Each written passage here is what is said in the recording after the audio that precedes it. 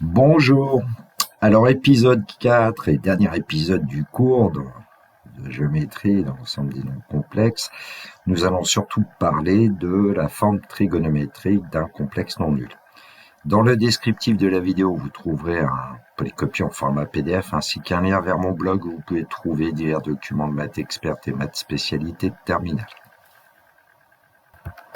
Paragraphe 11, forme trigonométrique d'un complexe non nul. Donc une petite approche avec une figure. Donc j'ai placé un point M dans le plan d'un fixe Z et puis on va tracer la demi-droite d'origine O, passant par le point M. Donc en fait elle se prolonge, cette demi-droite. Voilà. Alors on va considérer qu'elle coupe le cercle trigonométrique gamma de centraux et de rayon 1, un point M. On sait qu'à ce moment-là, on peut considérer un angle T entre les vecteurs OU et ON, qui est aussi l'angle entre les vecteurs OU et OM. Bon. Alors,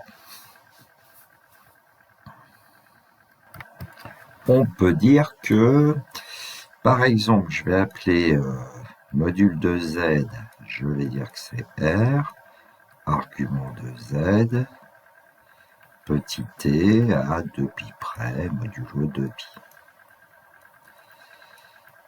Bon, alors quand on regarde le vecteur OM, eh bien, il est collinaire et de même sens que le vecteur ON, et le coefficient entre les deux, c'est petit r, puisque la longueur ON, c'est 1, et la longueur OM, c'est petit r.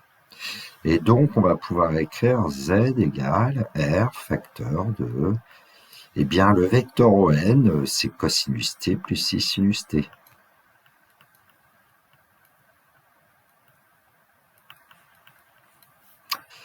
Eh bien, cette expression, on dit que c'est la forme trigonométrique de Z. Alors évidemment, cette forme n'existe que si le complexe Z est différent de 0, puisque on travaille avec la demi-droite OM, M ne peut pas être égal en haut. Propriété donc, si Z est un complexe non nul, alors Z peut s'écrire R cos t plus 6 sinus t, où R c'est le module de Z et t argument de Z modulo 2π. Une définition, un complexe Z différent de 0 peut s'écrire Z égale R cos t plus 6 sinus t, où R c'est le module de Z et t c'est un argument de Z modulo 2π. On dit que R cosinus t plus 6 sinus t est la forme trigonométrique de Z. Alors une remarque, quand j'étais élève autrefois, eh bien, R cosinus t plus I sinus t était noté RT, tout simplement, avec un point-virgule. Alors nous, on était entre crochets. Et si avec le logiciel GeoGebra, vous tapez dans la barre de saisie entre parenthèses R point-virgule T, eh bien vous aurez un point qui va se placer dans le plan, un point M, de telle sorte que OM égale R, et puis l'angle entre le vecteur U de l'axe des abscisses et le vecteur M, c'est T. Donc c'est autrefois, mais bon. Puis ça avait un côté pratique, je vous le ferai voir dans la leçon numéro 3 de trigonométrie. Donc en fait, autrement dit, Z, un complexe Z, finalement, il est défini par son module et un argument. Évidemment, Z est différent de 0. Z ici, c'est un complexe non nul, donc il appartient à C étoiles. Bon, c'est un peu plus agréable RT que module de Z, argument de Z, mais il faut savoir de quoi on parle. R, c'est le module de Z, T, c'est un argument de Z. Alors un exercice, le 8, donner la forme trigonométrique du complexe Z dans les cas suivants. Alors premièrement Z égale 6, deuxièmement Z égale moins 4, Z égale 7i, troisièmement, quatrièmement Z égale moins 5i, et cinquièmement Z égale moins 1 plus i. Alors premièrement, Z égale 6, quelle est la forme trigonométrique? Bon, je vais vous l'écrire avec l'ancienne notation. 6 pour module, forcément, et puis sa distance OA, et puis l'angle entre le vecteur U et le vecteur OA. Eh bien, ça a pour mesure principale 0, puisque les vecteurs U et OA sont collinaires même sens, donc on peut l'écrire comme ça. Et donc, sous forme trigonométrique actuelle, c'est 6 cosinus 0 plus i sinus 0. Et parfois, c'était mieux autrefois, je trouve. Bon, j'avais écrit Z, c'est peut-être mieux d'écrire 6, hein, Z égale 6 ici, mais 6, c'est entre crochets 6, 0, avec module, pour commencer, argument. Et 6, c'est 6, facteur de cos 0 plus 6 sinus 0. Alors Z égale moins 4, j'ai placé le point B d'affixe moins 4, donc on va dire que moins 4. Eh bien le module, c'est la distance OB vaut 4. Et puis l'angle entre le vecteur U et le vecteur OB a pour mesure principale pi.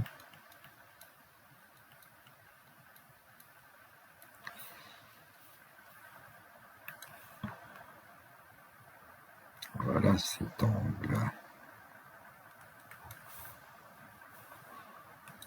On peut essayer le vecteur OB. Hein. Et donc, moins 4, on va pouvoir l'écrire 4 et puis point virgule pi. C'est-à-dire que moins 4, c'est 4 facteur de cosinus pi plus 6 sinus pi.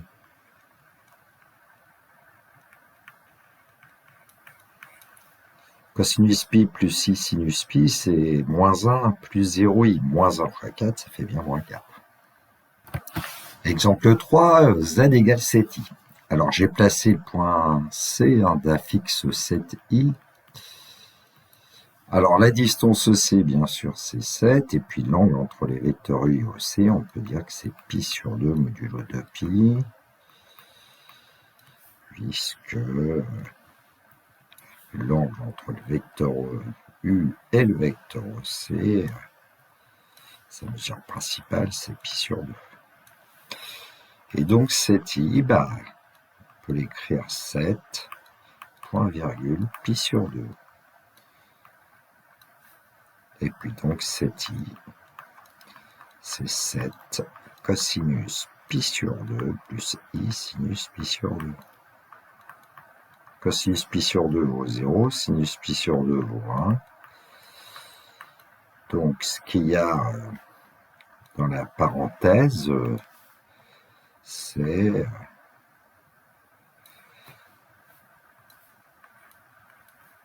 0 plus une fois i, c'est i, fois 7, ça fait bien 7i.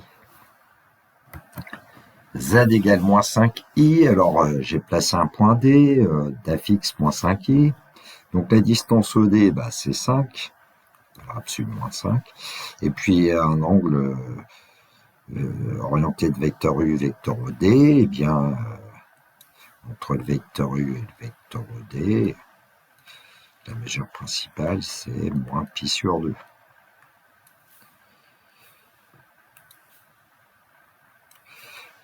De ce fait, on peut dire que moins 5i a pour module 5 et pour argument moins pi sur 2. Sous forme trigonométrique, moins 5i égale 5 cosinus moins pi sur 2 plus i sinus moins pi sur 2.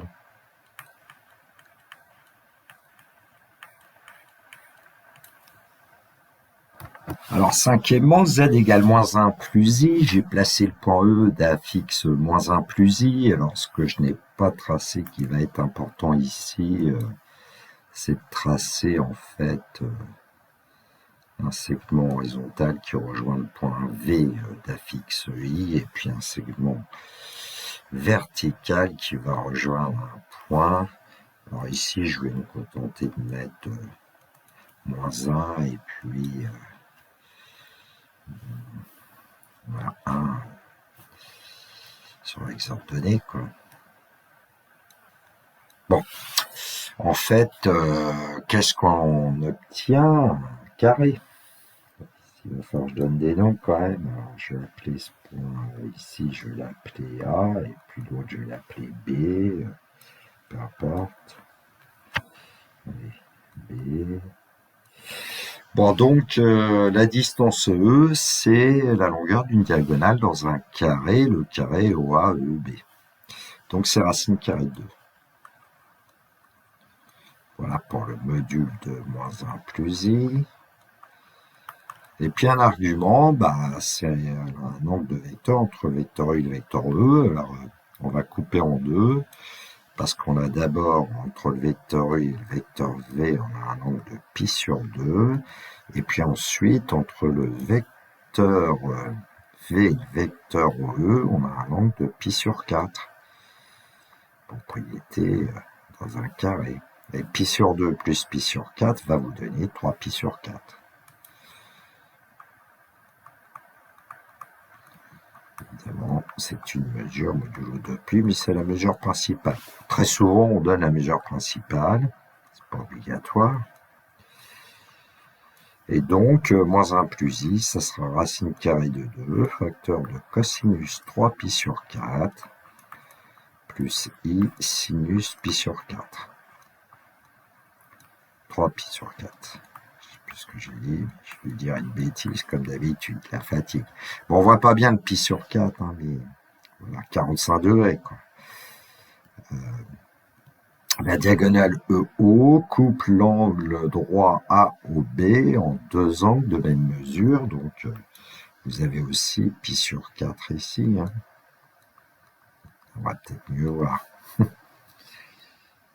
Paragraphe 12, lien entre la forme algébrique et la forme trigonométrique. Alors, je vais commencer par des exemples qu'on verra dans le précopié. Alors, FT, c'est pour forme trigonométrique. Donc, on lui donne un complexe Z, qui n'est pas nul, hein, sous la forme de cosinus de pi sur 3 plus 6 sinus de pi sur 3. Comment arriver à la forme algébrique? C'est en connaissant notamment les valeurs remarquables. Cosinus de pi sur 3, c'est moins 1,5. Et sinus de pi sur 3, c'est racine carrée de 3 sur 2. Et donc, en développant, on va obtenir moins 1 plus i racine carrée de 3. Et ça, c'est ce qu'on appelle la forme algébrique du complexe Z. Bon, à l'aide d'une représentation graphique, en fait, avec GeoGebra, le point M, si on tape entre parenthèses 2, point virgule, 2 pi sur 3, bon, après, j'étais en degrés, parce que 2 pi sur 3, c'est un radian, c'est 120 degrés.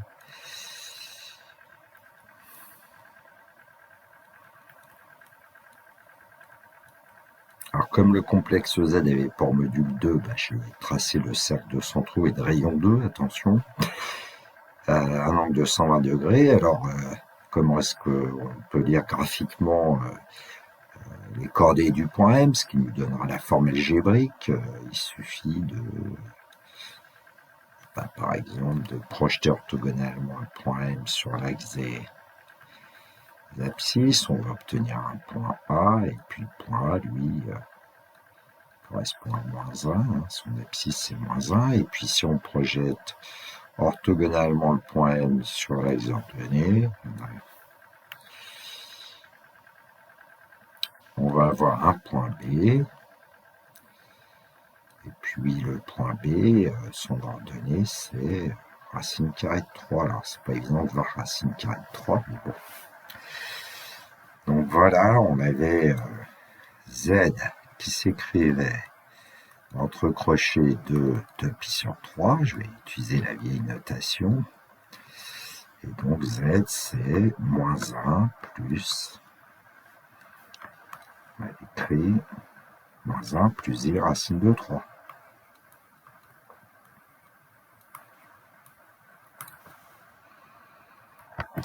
Exemple 2, alors si on prend un complexe Z sous la forme algébrique racine de 3 moins I, comment trouver la forme trigonométrique? Première chose, on va calculer le module de Z que je vais appeler petit r.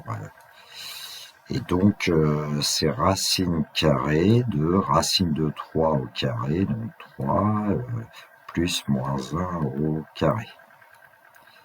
Donc, on trouve racine carrée de 4, ce qui va nous donner 2. Alors, une idée peut être de dire, je vais placer 2 en facteur. Z, c'est 2 facteurs de racine carrée de 3 sur 2. Et puis là, il faut se méfier, je préfère vous écrire plus moins 1 demi de I. Parce qu'on veut du cosinus t plus I sinus t. Et donc, on a besoin de connaître une valeur de t de telle sorte que cosinus t soit égal à racine carrée de 3 sur 2 et sinus t égale moins 1,5. Alors là, il faudra faire un petit peu attention et éventuellement utiliser un cercle trigonométrique pour ne pas se tromper. Donc à l'écran, un cercle trigonométrique. Alors pour placer le point qui correspond à l'angle T, avec sinus T, c'est plus simple, moins 1 demi. Donc on se place à moins 1 demi sur l'axe des ordonnées. Là, j'aurais peut-être pu prendre du rouge, moins 1 demi. Voilà. Et puis comme cosinus T est positif, on va se diriger vers la droite. Il y a la droite d'équation y égale moins 1,5 qui rencontre le cercle en un certain point. C'est ce point-là qui nous intéresse, on va l'appeler M. Et puis, on projette orthogonalement ensuite le point M sur l'axe des abscisses. Et donc ici, on va être à racine carrée de 3 sur 2. L'angle, eh bien, on va avoir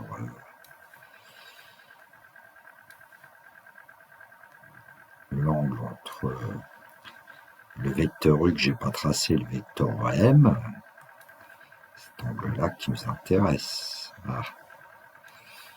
Z, l'axe des abscisses et la demi-droite M. Le voilà, donc qui nous intéresse. Bon, on peut l'appeler T. Alors en fait, il vaut mieux ici faire attention et puis prendre la fonction arc cosinus de racine carrée de 3 sur 2 qui donne toujours un résultat entre 0 et pi. Et donc ici, si vous utilisez votre calculatrice notamment, vous allez avoir un résultat qui va être pi sur 6, sauf que le sinus de t est négatif. Et donc, en fait, ici, petit t, ça sera l'opposé, c'est-à-dire moins pi sur 6, évidemment, modulo 2pi. Alors, finalement, le complexe Z, son module, c'est 2. Un de ses arguments, c'est moins pi sur 6. Et donc, on peut dire que Z, c'est 2 fois cosinus moins pi sur 6 plus I sinus moins pi sur 6. Bon. Maintenant, on va passer au cas général, quasiment. Donc, cas général, une petite approche où Z est un complexe non nul. Z sous forme algébrique, on va l'écrire x plus y, où x et y sont des réels. Alors attention, le couple x et y ne peut pas être égal au couple 0, 0, puisque Z est non nul. Il est la forme trigonométrique que j'ai notée ft. R cosinus t plus 6 sinus t, où bien R c'est module de Z et t c'est un argument de Z modulo 2pi. Bon, et donc z ici, on peut l'écrire r cosinus t en développant plus i facteur de r sinus t. Je mets des parenthèses. Et donc, qu'est-ce qu'on reconnaît? On reconnaît que petit x est égal à r cos t et petit y est égal à r sinus t. Ce qui fait que si on connaît le complexe z sous forme trigonométrique, on a facilement le complexe z sous forme algébrique. Réciproquement, si on connaît le complexe z sous forme algébrique, comment obtenir la forme trigonométrique? C'est plus ça qui est délicat, entre guillemets. Alors, on va voir comment on procède. Bon, un résumé avant de ce que je viens de vous dire, le passage de la forme trigonométrique à la forme algébrique. On considère que les réels et r et t sont connus, bon, sachant que z c'est r cos t plus i sinus t, où r est le module de z et t un argument de z. Et donc z c'est r cos t plus i r sinus t, donc comme on dit que la forme algébrique de z c'est x plus y, on en déduit que x égale r cos t, y égale r sinus t. Alors, on vient de voir que x égale r cos t, y égale r sinus t, donc on pourra dire que cosinus t, c'est x divisé par r. Sinus t, c'est y divisé par r. Et donc, on a besoin de connaître d'abord petit r, qui est le module de z. Donc là, connaissant x et y, ce sera racine carrée de x au carré plus y carré. Donc j'aurais pu l'écrire quand même que x et y sont connus ici. Et c'est r et t qu'on cherche. Donc r c'est fait, puis ensuite avec les formules cos t égale x sur r et sinus t égale y sur r. Alors on peut chercher un certain θ qui sera l'arc cosinus de x sur r. Et ensuite, si sinus t ou y est négatif, puisque r est positif, donc si par exemple c'est y qu'on connaît, il est positif, alors on pourra prendre t égale θ. Et sinon, si y est négatif, alors on prendra t égale moins θ. Alors vous allez me dire, mais si y est nul. Bon, ça marche dans les... Ça marche avec les deux expressions parce que si y est nul, ça veut dire que z égale x est un réel. Et donc, si on obtient 0, moins 0, ça fait 0. Si on obtient pi, t égale moins pi, donc ça marche pas. Voilà. Donc voilà une démarche possible pour passer de la forme algébrique à la forme trigonométrique. On considère que les réels x et y sont connus. R, c'est module de z, racine carrée de x carré plus y carré. Comme x égale r cos t c'est x sur r. Comme y égale r sinus t c'est y sur r. On calcule arc cosinus de x sur r, notez θ. En général, on met plutôt la calculatrice en mode degré et ensuite on traduit en radian. Parce que quand vous l'aurez en radian, vous aurez du mal à voir ce que c'est comme angle vraiment. Parce que c'est une valeur rapprochée. Si y est positif, alors t c'est θ, sinon t c'est moins θ. Exercice 9, déterminer la forme algébrique du complexe z égale racine carrée de 2 facteur de cos 6 moins 3pi sur 4 plus 6 sinus moins 3pi sur 4. Et puis, deuxième question, déterminer la forme trigonométrique du complexe z égale moins racine de 3 plus i. Donc la première question, déterminer la forme algébrique du complexe z égale en fait racine de 2 cosinus moins 3pi sur 4 plus 6 sinus moins 3pi sur 4. Donc z a pour module racine de 2 et pour argument moins 3pi sur 4. Donc on va avoir z qui va être égal à racine carrée de 2. Alors, la valeur exacte de cosinus moins 3pi sur 4, c'est moins racine carrée de 2 sur 2. Et puis, plus i, facteur de sinus moins 3pi sur 4, c'est aussi moins racine carrée de 2 sur 2. Finalement, z égale, alors on va développer, on va avoir un si moins, on va obtenir 1, et puis ici on va obtenir moins i. Donc moins 1, moins i. Et avec la figure, quand on place le point M en tenant compte du fait que le point M est sur le cercle de centraux et de rayon racine carrée de 2, qui est environ 1,414, là c'est ce que donne GeoGebra comme longueur du segment OM, et d'un angle de moins 135 degrés qui correspond à moins 3pi sur 4 radians. Bon on retrouve bien moins 1, moins i.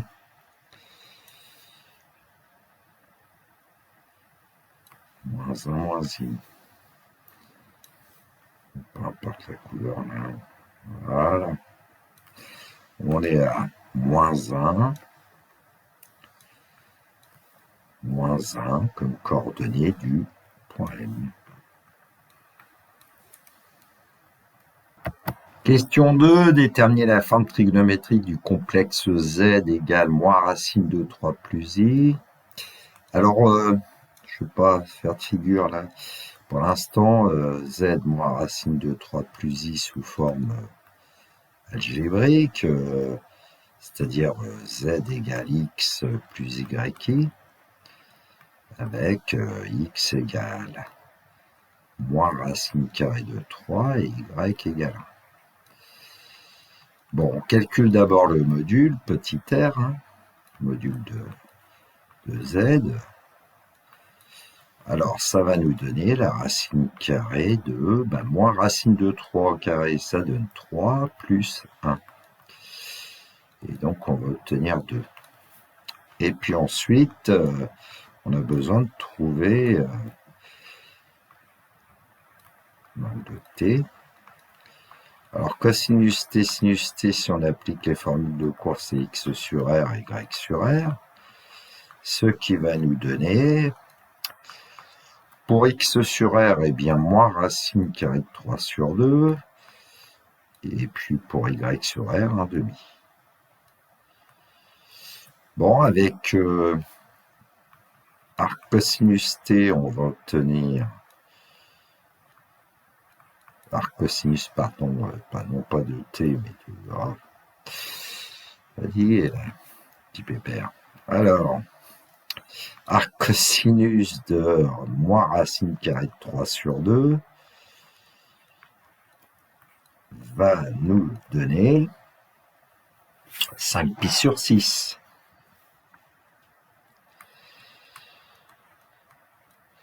Et comme y est positif, y au sinus t, peu importe, donc on va dire y est positif, et donc t est égal à θ. Si y avait été négatif, t ça aurait été moins θ. Bon, modulo 2pi, bien sûr, on va donner la mesure principale qui est 5pi sur 6.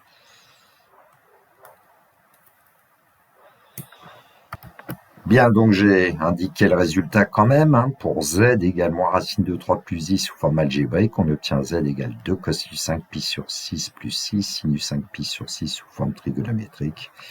C'est-à-dire ce qu'on notait autrefois, 2,5pi sur 6. La figure réalisée avec GeoGebra, alors évidemment pour placer le point M d'affixe Z moins racine de 3 plus I, alors autant leur donner un, on sait que ce point il est sur la droite d'équation Y égale 1.